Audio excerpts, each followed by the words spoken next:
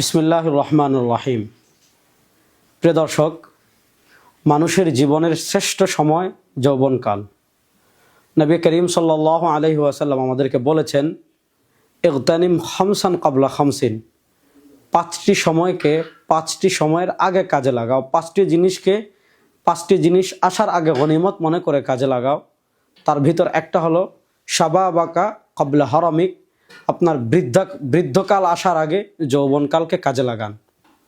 আমাদের যুবকদের যৌবনকালকে ইসলামের বিপরীত পথে মতে আদর্শে পরিচালিত করার জন্য পুরো পৃথিবীব্যাপী ইসলামের বিরুদ্ধ শক্তি যারা আছে তারা প্রাণপণ লড়াই করছে, প্রাণপণ চেষ্টা করছে বাংলাদেশের যুবকদের ইসলামের পথে পরিচালিত করতে, ইসলামে আদর্শে উজ্জীবিত করতে যে কয়েকটি সংগঠন প্রাণপণ চেষ্টা চালিয়ে যাচ্ছে, তার ভিতর অন্যতম ইসলামী যুব আন্দোলন বাংলাদেশ।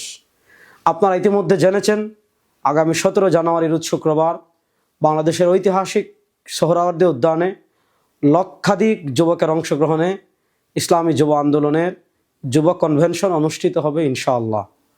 জাতীয় উলামা মাশায়েখ আইম্মা পরিষদের পক্ষ থেকে আমরা ইসলামী যুব কনভেনশনের সফলতা কামনা করছি। আল্লাহ তাআলা এই কনভেনশনকে পরিপূর্ণ সফলতা দান করুন।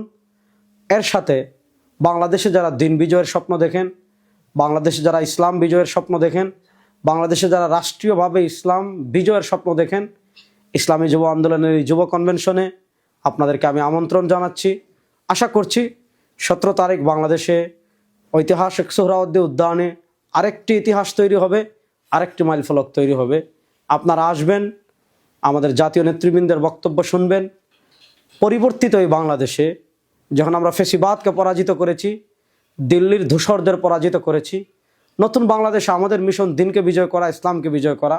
এই ইসলামকে বিজয় করার, দিনকে বিজয় করার এই মিশনে সবচেয়ে বেশি ভূমিকা যারা রাখবে তারা হলো আমাদের মতো যুবক শ্রেণী।